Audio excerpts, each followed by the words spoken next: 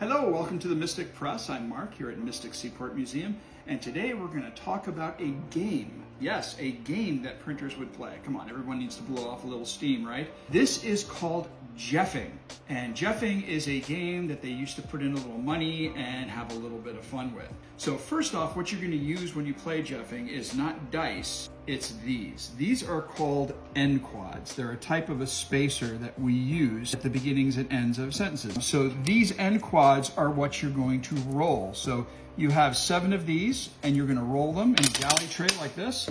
And every nick that's up, you get a point for. So everybody puts some money in the pot, you roll it 3 times and you count your nicks. So I've got 2 nicks. And then I roll again and I've got 2 more nicks. So I have a total of 4. And then one last roll, and I have no nicks up.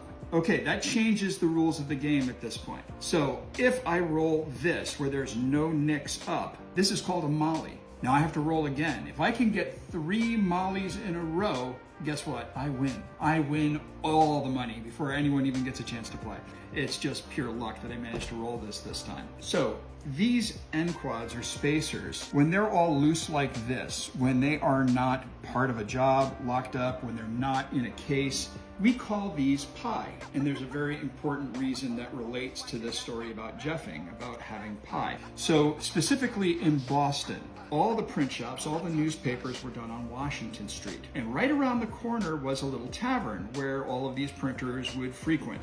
They would go get their lunch, get their pint, and it was very important to be able to do this, right? If you're hangry, you're not going to get much work done. So when they were setting type, sometimes on the counter, they would have a lot of pie sitting around. And rather than having someone scoop it up or it fall down on the ground, they would take it and they'd put it in their pockets. Then they'd go across the street, go across this alleyway to the Bell in Hand.